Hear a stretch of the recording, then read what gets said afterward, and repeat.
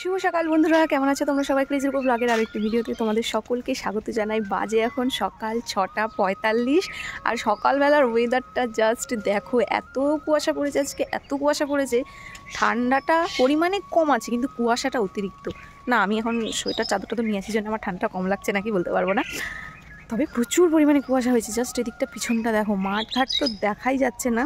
তো এইমাত্র আমি ঘুম থেকে উঠলাম, উঠে বাইরের অবস্থাটা দেখে আমি তো অবাক। কালকে এত রোদ দিয়েছিল, আজকে আবার এতটা কুয়াশা দিয়ে দেবে ভাবতে পারিনি গো। তো যাই হোক, আমার গলাটাও একটু ভারী হয়ে গেছে।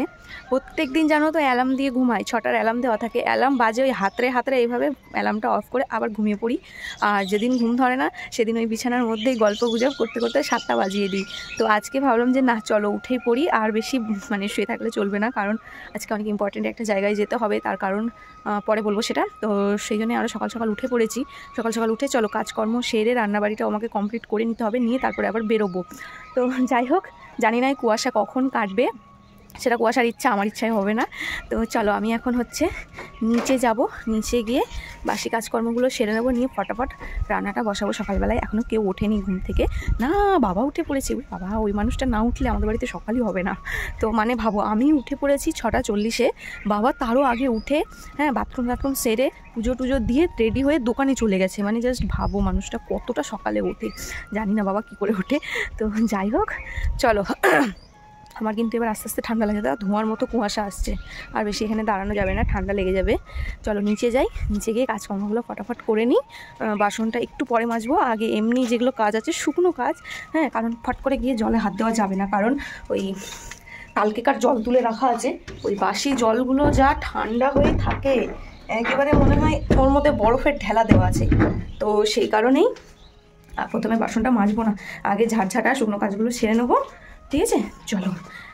আর ওই যেখানে দেখছো কাপড় আছে, ওগুলো আগের দিনের কাপড়গুলো সব শুকায়নি, তো যেগুলো শুকিয়েছে সেগুলো নিচে নিয়ে গেছি। আর ওই আদা শুকনো কাপড়গুলো ওখানে ওই রডের উপরে আবার তিরপল রাখা আছে, ওটার উপর তুলে রেখেছি। দেখো কি পরিমাণে, একেবারে কিছু মনেই হচ্ছে না যে কেমন একটা লাগছে, এত কুয়াশা। যাই হোক চলো, সঙ্গে থাকো, দেখতে থাকো সারাদিনের ব্লগটা, আশা করছি তোমাদের খুব ভালো লাগবে। কাজকর্ম সমস্ত সেরে তাড়াতাড়ি করে আগে রান্নাটা বসিয়ে দিলাম। আর এদিকে পাশের ওই কড়াইটাই ছিল এর আগের দিনের লুচি ভাজার তেলগুলো, তো ওটা আমি ভালো করে ছেঁকে ঢেলে নেবো জন্য গরম করতে দিয়েছি। বাজে এখন 11:15, রান্না বাড়ি স্নান খাওয়া দাওয়া সব কমপ্লিট করে এই যে রেডি হয়ে পড়েছি যাওয়ার জন্যে। পিকলুও ওখানে রেডি, ওই যে পর্দাটা তুলে ধরেও দাঁড়িয়ে আছে। তো যাব হচ্ছে আজকে একটু স্কুলে, তোমাদেরকে তো বলেইছিলাম ওর ভর্তির জন্য ফর্ম টর্ম সব জমা দেওয়া হয়েছে, সেটাই আজকে চেক করতে যাচ্ছি স্কুলে। যেদিন ফর্মটা ফিল আপ করতে দিয়েছিলাম সেদিনই ডেট দিয়েছিল 20 তারিখের পর এসে খোঁজ করতে। তো এখানে আর কি যাদের নাম সিলেক্ট হয়েছে সেটা এখানে লিস্ট দিয়ে দেবে, তো সেই লিস্টটাই দেখার জন্য এসেছি। তো এই যে দেখতে পাচ্ছ সম্পূর্ণ লিস্টটা, এখানে ভিডিওটার মধ্যে তো সেরকম বোঝা যাচ্ছে না। আর আজকে আবার স্কুলে না রেজাল্টের ডেট, দেখো সব স্টুডেন্টগুলো কত সুন্দর তাদের গার্জেনের হাত ধরে ধরে রেজাল্ট নিতে এসেছে, অনেকে লিস্ট দেখতে এসেছে। তো প্রচুর পরিমাণে ভিড়, এর আগে যে কয়বার এসেছে স্কুলটা ফাঁকা ফাঁকা, তো আজকে এত ভিড় দেখে একটা নিজের স্কুলের কথা মনে পড়ে যাচ্ছে। আমরাও এরকম অ্যানুয়াল রেজাল্ট আনতে যেতাম, কত আনন্দ হই হই করতে। অবশ্য আমাদের সঙ্গে গার্জেন যেত না। তো যাই হোক, আমার লিস্ট দেখা হয়ে গেছে, আমি ছবিও তুলে নিয়েছি, আবারও এর পরের ডেটে আসার কথা। তো চলো এবার বাড়ির দিকে রওনা ধরবো। তো আজকে আর সাইকেল নিয়ে আসিনি, যেহেতু পিকলুকে সঙ্গে করে এনেছিলাম। তো ওই স্কুলের রাস্তা থেকে বার হয়ে এখানে ফলের দোকানে দেখছি ঢালা কমলা বিক্রি হচ্ছে। তো সেখান থেকেই ভাবলাম এসছি যখন, বেছে বেছে কয়েকটা ভালো দেখে কমলা নিয়ে যাই।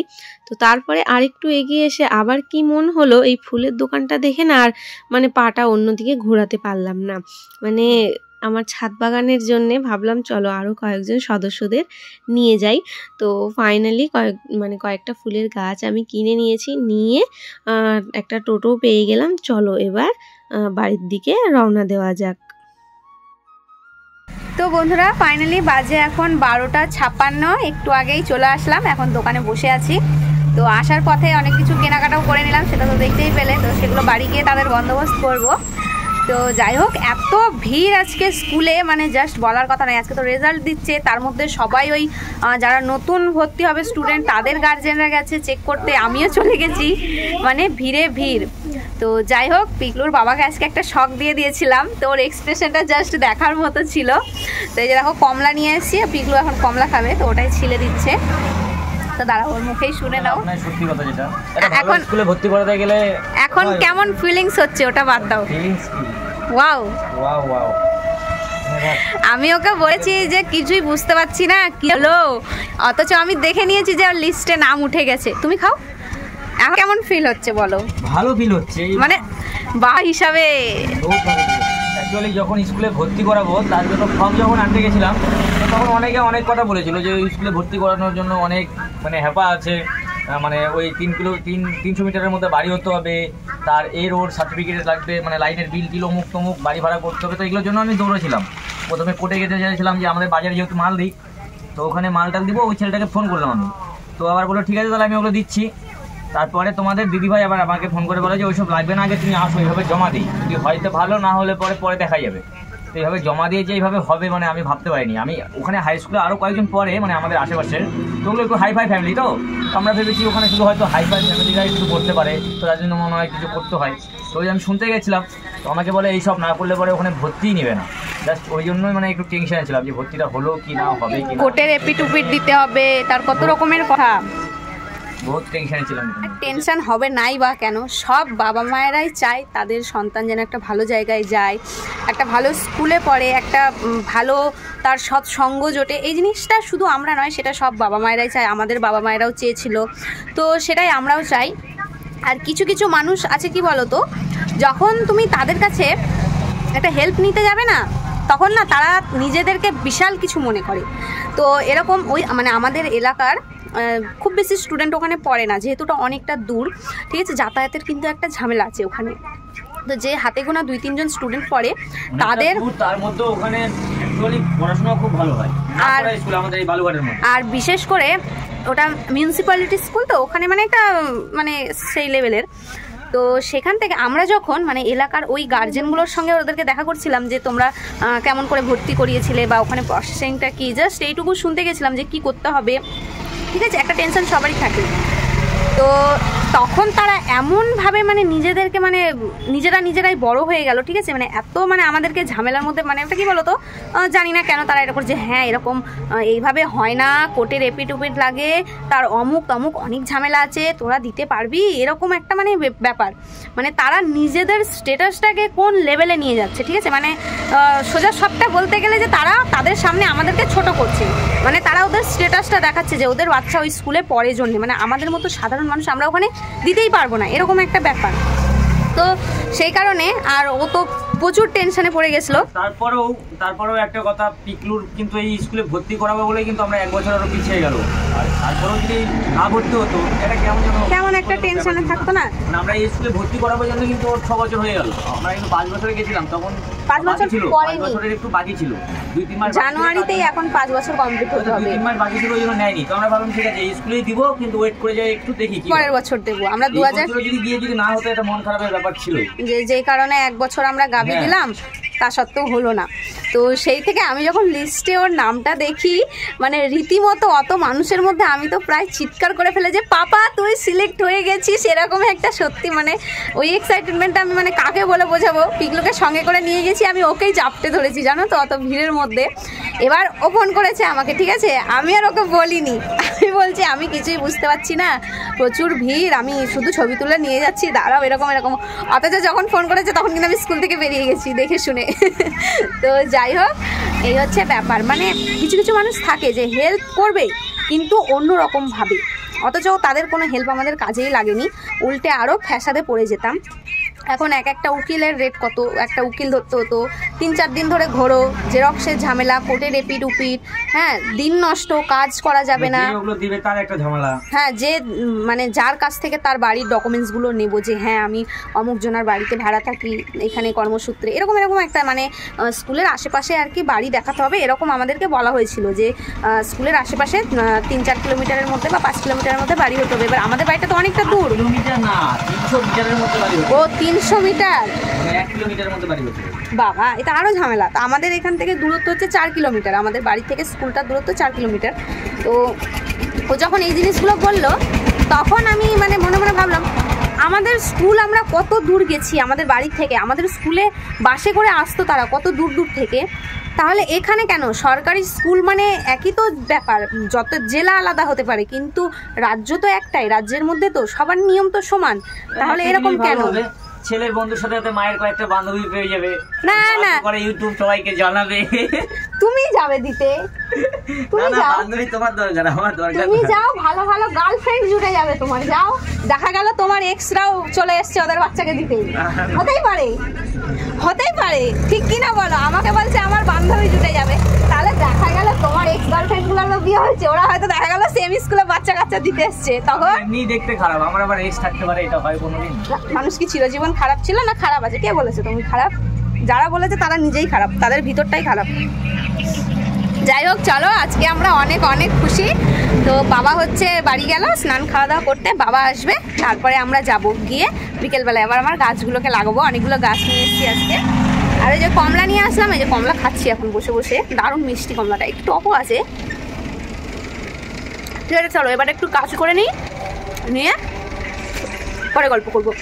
কালকে আবার আমাকে যেতে হবে স্কুলে, কালকে হচ্ছে ভর্তির ডেট, মানে 2 দিন ডেট দিয়েছে। প্রাইমারিতে PP1 যেটা যে লিস্টটা দিয়েছে সিরিয়াল নাম্বারে 1 থেকে 50 অবধি 24 তারিখ, আর তারপরে বাদবাকি যতগুলো আছে সেগুলো 25 তারিখে। তো সেই কারণে কালকেই যাওয়া, আজ তো 23 তারিখ। কালকে তুমি যাবা 12টার দিকে, 12টা থেকে ভর্তি করবে, তুমি 11টার দিকে পারবে এখান থেকে। হ্যাঁ, আগে গিয়ে লাইন দিতে হবে, তো প্রচুর ভিড় হবে। আর যেহেতু 6 নম্বর নাম অনুযায়ী এবার যদি ভর্তি করাই, ওটাও একটা ঝামেলা। আর তার থেকেও মজার বিষয় কি জানো, আমি যে এত দূর থেকেও গেছি, আমি ভেবেছিলাম কোন লাস্টে তলায় পড়ে থাকবে, লাস্টে দেখছি যে না, প্রথম লিস্টেই 6 নম্বরে পিকলুর নাম রয়েছে। আমি তো তাতে আরও বেশি খুশি হয়ে গেছি। তো যাই হোক চলো, এই ফিলিংসটা তোমাদেরকে জানি না বলে বোঝাতে পারছি কি না, তবে তো যাই হোক প্রচুর প্রচুর টেনশানে ছিলাম। বলতে গেলে সেই নভেম্বর থেকে আমাদের মাথায় টেনশন ঢুকে গেছিলো। 2 তারিখ থেকে ঘুরছি, আমি তো ওর পিছনে লেগে আছি, ফর্ম আনো, লাস্টে নিজেই চলে গেছি। 2 তারিখে গিয়ে ফর্ম নিয়ে এসেছি, সেটা তো তোমাদের সঙ্গে শেয়ার করলামই। তার আগে একদিন গেছিলাম খোঁজ নিতে, সেগুলোও তোমরা জানো। তারপরে একদিন গিয়ে জমা দিয়ে এসেছি, আবার এই তো সেদিন আবার বলেছিল যে 20 তারিখের পরে খোঁজ নিতে, তো সেই কারণে আজকে গেলাম। তো যাই হোক চলো, এই ফিলিংস আর বলে বোঝানোর নয়, বাদ বাকি গল্প পরে গিয়ে করবো। বেচারা একা একাই কাজ করছে, আমি একটু করে দিই, যা হয় জানি। অত ওর সঙ্গে পাল্লা দিয়ে আমি কাজ করতে পারবো না। দেখো আমার সঙ্গে কথা বলতে বলতে কিন্তু হাতের স্পিড কিন্তু সেই চলছে, আমি যতক্ষণ একটা বানাই ওর 3টে হয়ে যায়। তো ঠিক আছে চলো, সঙ্গে থাকো, অনেক গল্প হলো। বাবাও চলে আসবে এখনই, তারপরে আমরা আবার খেতে চলে যাব। চলো কাজ করি। গাছের সাথে সাথে টবও পেয়ে গেছি আজকে, একবারে 3টে গাছের জন্য 3টে টব। হ্যাঁ, এগুলো এখন লাগাবো না। তো এই যে দেখো, এই হচ্ছে আমার ফুলের গাছ, এই 3টে নিয়েছি আজকে। একটা গোলাপ আনলাম, এই যে চন্দ্রমল্লিকা, আর এটার নাম আমি আবার ভুলে গেছি, জানি না কি নাম। হ্যাঁ, কি নাম বলো তো? গাধা? তুই একটা গাধা। না না, তুমি গুড বয়। ওটা আচ্ছা ঠিক আছে, এখনই ফুটো করে দেবে। বন্ধুরা এখন বাজে হচ্ছে 4:30। দুপুরবেলা খাওয়া দাওয়া সেরে একটু রেস্ট নিচ্ছিলাম, আমি শুয়েছিলাম, পিকলু ঘুমাচ্ছিল। দিয়ে উঠে হচ্ছে ওই খাওয়া দাওয়ার বাসন কোসন ছিল, সেগুলো মাজা ঘষা করে ওই এসে আবার ওই যে জামা কাপড়গুলো ছিল আগের দিনে, সেগুলো মেলে দিয়েছিলাম বাড়িতে এসে সঙ্গে সঙ্গে। তো সেগুলো শুকিয়ে গেছে, ওগুলো তুললাম, তুলে ওই গাছে জল দেবো বলে 1 বালতি ভর্তি জল আমি ওপরে নিয়ে আসতে পুরো একদম হাঁপিয়ে গেছি। ওই জন্য পিকলুকে বললাম বস একটু, তারপরে গাছগুলো লাগাবো। ওই যে গাছ, আবার বাবা চুপ করো একটু, বসো এখানে, মাথার কাছে ঘুরিস না, মাথা ব্যথা করবে আমার, বস। এমনি অনেক ভালো লাগছে না, এখানে বসো, স্থির হয়ে বসো। তো হচ্ছে ওই যে টবও নিয়ে চলে এসেছি, টব পাইনা করে আবার আমাদের মামনা মোড়ের একটা দোকানেই ছিল, ওখান থেকে 3টে টব আবার কিনে নিলাম। নিয়ে এই যে পিকুর বাবা আবার দুপুরবেলায় টবগুলো ফুটো করে দিয়েছে। তারপরে এই যে একটা বালতি ছিল দোকানে, এই যে বালতিটাকেও আমি ওই যে তোমরা যেরকম বলেছিলে লোহা গরম করে নিয়ে ফুটো করে নিতে, তো সেরকম ফুটো করে নিয়েছি। নিয়ে চলো এবার গাছগুলো এখন লাগাবো, আর ওই আগের গাছগুলোতেও জল টল দিয়ে দেবো। আমার ছাদ বাগানের আরও 3জন সদস্য বেড়ে গেল, আস্তে আস্তে ভরিয়ে দেবো আমি। দেখো যতবার ওই রাস্তা দিয়ে যাব মাঝে মাঝে টুকটুক করে 2-3টে করে এনে গাছটা ভর্তি করে দেবো। এত দাম গাছগুলোর, মানে একবারে কিনে আনা সম্ভবই নয় জানো তো। গোলাপ গাছটা নিয়েছে 100 টাকা, আর এগুলো হচ্ছে কত করে যেন নিল, যাই হোক মনে নেই। তো মানে 50-এর নিচে কোনো গাছ নেই, আর যেগুলো আছে 20 টাকা করে, একদম ছোট ছোট 10 টাকা 20 টাকার, সেগুলো শুধুমাত্র এই গাঁদা ফুল। ওই যে ঘটে যেগুলো লাগানো আছে দেখতে পাচ্ছ ছোটো ছোটোগুলো, ওগুলোকে তো এখন মানে বাঁচানোই মুশকিল হয়ে উঠেছে। তো অত আধমরা গাছ আমি নেবো না বাবা, মরে গেলে কত কষ্ট হবে বলো তো যদি না বেঁচে ওঠে। তো ঠিক আছে চলো, ওই বাঁদরটাকে দেখো বললাম সোয়েটার টোয়েটার পরিয়ে দিই, ওর নাকি ঠান্ডা লাগছে না। তো আমি আবার হচ্ছে মাটি নিয়ে আসলাম, ওই যে 1 ব্যাগ মাটি নিয়ে এসেছি। তোমরা বলেছিলে না যে গাছ লাগাতে হচ্ছে ওই পাতা পচা সার মাটি দিতে, বাবা থিরাও না একটু। তো ওই যে আমাদের নিচে যে নোংরাগুলো ছিল, দেখছো হাতটার মধ্যে চুমু খেয়েছে, বাট হাতে নোংরা থাকে চুমু খেয়ে গিয়ে তোর চুমু তুই নে, বস এখানে বস স্থির হয়ে। তো ওই নোংরা টোংরাগুলো মানে পরিষ্কার করে দিয়েছিলাম। তো আর অনেক দিন ওই জায়গাটা জঙ্গল হয়েছিল, আগে তো গোটাটাই বাগান ছিল, সেটা তোমরা দেখেইছো। তো অনেক রকমের মানে সব নোংরা টোংরা ঝাড় দিয়ে জড়ো করা বলো, মানে ওখানে কত বছরের মাটি যে ভুরভুরে মাটি জমে আছে, আর কত দিনের যে পাতা পচে ওখানে আছে তার নাই ঠিক। তো ওই মাটিগুলোই আমি তুলে নিয়ে এসেছি, আমি যে এর থেকে ভালো মাটি আর হবে না, তো সেগুলোই এখন দেবো। তো চলো গাছ টাছগুলো লাগিয়ে নিই, সন্ধ্যা হয়ে যাচ্ছে, আবার গিয়ে আবার একটু পরে আবার পড়াতে বসবো, 4:30 তো বেজেই গেল, 5 থেকে আবার পড়া। আর সব কাজ আমার এমনিতে হয়ে গেছে, শুধু গাছগুলো লাগিয়ে নিলেই হয়ে যাবে। ঠিক আছে চলো ফটাফট গাছগুলো লাগিয়ে ওই গাছগুলোতেও জল দিয়ে নিই। বাবারে তুমি না এখানে মাদুরের মধ্যে বসে থাকো, হ্যাঁ আমি হচ্ছে যে কাঁচিও নিয়ে চলে এসেছি, ওই যে প্যাকেটগুলো কাটতে হবে, তিরপালের প্যাকিংগুলো, চলো করে নিই ফটাফট। এই যে দেখো পাতা পচা মাটি একদম পারফেক্ট, চিক এগুলো বেছে ফেলে দিতে হবে, একটু ঢেল ঢুল আছে, মাটি ইট আছে, কি সুন্দর না বাবারে। নিয়ে আসো গাছগুলো। হ্যাঁ পারবে তুমি? হ্যাঁ পারবো তো, কেন পারবো না, এত শক্তি আমার। ওরে বাবা এত শক্তি, আয় গাছ লাগাবো, আয় দাঁড়াও তুমি রাখো এখানে রাখো, আমি টবগুলো নিয়ে আসি। বসে পড়েছি গাছ লাগাতে। কেন জানি না এই গাছ লাগাতে এখন একটু বেশি ভালো লাগে। তো শুরু থেকেই গাছপালার প্রতি একটা আলাদাই ভালোবাসা ছিলই, অনেক মনে স্বপ্ন ছিল যে নিজের কবে ছাদ হবে, সেই ছাদে এরকম সুন্দর একটা বাগান করব, অন্যদের দেখতাম। তো একটা মনের মধ্যে ইচ্ছাটা অপূর্ণ ছিলই।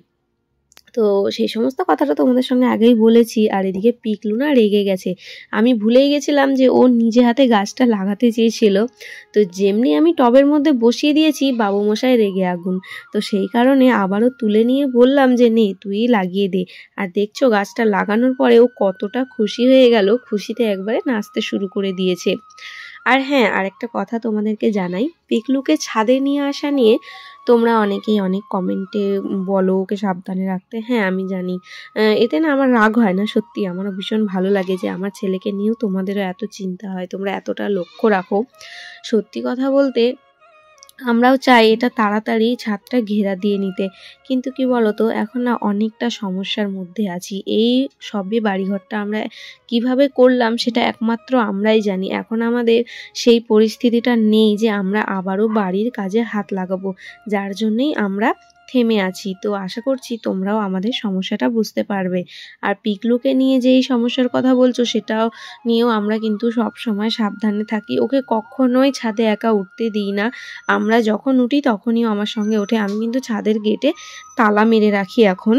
তো সেই কারণেই আশা করছি তোমাদের আর সেই চিন্তাটা হবে না। তবে একটা কি বাচ্চা তো একটু লক্ষ্য রাখতেই হয় এটাই। তো যখন আমাদের সেই সামর্থ্যটা হবে অবশ্যই কিন্তু ছাদটাই ঘেরা দিয়ে দেব। তো যাই হোক ফাইনালি সমস্ত গাছগুলো লাগানো হয়ে গেছে, গাছগুলো একটু করে জলও দিয়ে দিলাম। আর এই টবগুলো না একটু বেশি মনে হয় মাটি দিয়ে দিয়েছি, আর মাটিটা একটু ধুলো ধুলো তো জলটা সাথে করে টানলো না, উপচে পড়ে যাচ্ছে। তো কেমন লাগছে অবশ্যই কিন্তু আমাকে কমেন্টে জানাবে। আর ওই হলুদ ফুলটার নামটা না আমি আবার ভুলে গেছি, তোমরা আমাকে বলেছিলে অবশ্য, কিন্তু আমি মানে নামটা এতটা শক্ত মনে রাখতে পারছি না। তো যাই হোক সবগুলো গাছেই জল দিয়ে দিয়েছি। তো বন্ধুরা ফাইনালি গাছ লাগানো কমপ্লিট। দেখতে দেখতে কিন্তু আমার ছাদ বাগানটা দেখো বেশ বড় হতে লাগলো। আমার পরিবারের সদস্য সংখ্যাও কিন্তু আস্তে আস্তে বাড়ছে, আমি চেষ্টা করব আরও বাড়ানোর। তো যাই হোক, গাছ লাগাতে লাগাতে কিন্তু অনেকটাই সন্ধ্যা হয়ে এসছে, দেখতে পাচ্ছ দিনের আলোটা অনেকটা কমে গেছে, এক্ষুনি অন্ধকার হয়ে যাবে। তো ঠান্ডা ঠান্ডাও লাগছে। এখন নিচে যাব, নিচে গিয়ে সোয়েটার টোয়েটার পরাবো, পিকলুকেও পরাবো, আমি পরবো, ওকেও পরাবো, পরেনি এমনি খেলতে চলে গেল। আর তারপরে আবার হচ্ছে ওই যে পড়াতে বসবো। তো যাই হোক চলো, এই যে বালতি টালটি সব নিচে নিয়ে যাই। এখন তো আর কোনো কাজকর্ম নেই, পরিয়ে টরিয়ে আবার রাতে রান্না বাকি রয়েছে। সকালবেলায় হচ্ছে তাড়াহুড়ো করে গেছি, তো কোনো রকম ডাল আলু সিদ্ধ আর পাঁপড় ভাজা করে গেছি একবেলার, তো সেগুলো সব খেয়ে দিয়ে ফুরিয়ে গেছে। এখন আবার রাতের জন্য রান্না করতে হবে। তো যত তাড়াতাড়ি পড়াতে বসবো তত তাড়াতাড়ি উঠে আবার রান্নাটাও করতে পারবো। তো যাই হোক চলো, আজকে অনেক বড় একটা চিন্তার থেকে মুক্তি হলাম। আজকে অনেক অনেক খুশি আমি, জানো তো। সর্বপ্রথম পিকলুর সিলেকশন হয়ে গেছে, এটা নিয়ে অনেক টেনশনে ছিলাম। তো সেসব তো বিস্তারিত তোমাদেরকে দুপুরবেলা জানালামই দোকানে বসে। তো সেটা নিয়ে এখন আর আলোচনা করছি না, কালকে আবার যাব। কালকে হচ্ছে সব অরিজিনাল ডকুমেন্টসগুলো নিয়ে যেতে বলেছে, মানে যা যা আমি ফর্মের সঙ্গে জমা দিয়েছিলাম, তো সেগুলো কালকে অরিজিনালগুলো নিয়ে যাব। নিয়ে গিয়ে তারপরে কী প্রসেসিং না আছে সব স্কুল থেকে বলে দেবে। তো কালকের টেনশন কালকের জন্য রাখি। আজকে আপাতত চিন্তামুক্ত হলাম যে সিলেকশনটা হবে কিনা। ভর্তির আশা আমরা করিনি, আমরা শুধু আশা করেছিলাম সিলেক্ট হবে কিনা। সিলেক্ট হয়ে গেছে মানে ভর্তিও হয়ে যাবে। তো এদিক থেকে এই একটা আনন্দ, আর তার সঙ্গে সঙ্গে এই যে আমার ছাদ বাগানের সদস্যদের জন্য আরও একটা বেশি আনন্দ আমি। তো এটা আমি মানে মাথার মানে কোনো প্ল্যান করে যাইনি যে গাছগুলো আমি আজকে নেব। আসলে এত খুশি হয়ে গেছিলাম পিকলুর নামটা দেখে ওই লিস্টের মধ্যে, তো এটাকে তো সেলিব্রেট করতেই হতো। তো কীভাবে করব, এইভাবেই করলাম। তো যাই হোক চলো, আজকের ভিডিওটা আমি এখানেই শেষ করছি। কেমন লাগলো সম্পূর্ণ ব্লগটা অবশ্যই কিন্তু কমেন্টে জানাবে। ভালো লাগলে এটা লাইক করে চ্যানেলটা সাবস্ক্রাইব করে পাশে থাকবে। সবাই ভালো থাকবে, সুস্থ থাকবে, সাবধানে থাকবে। দেখা হচ্ছে খুব শীঘ্রই পরের একটা ব্লগে। আজকের মতো সবাইকে টাটা।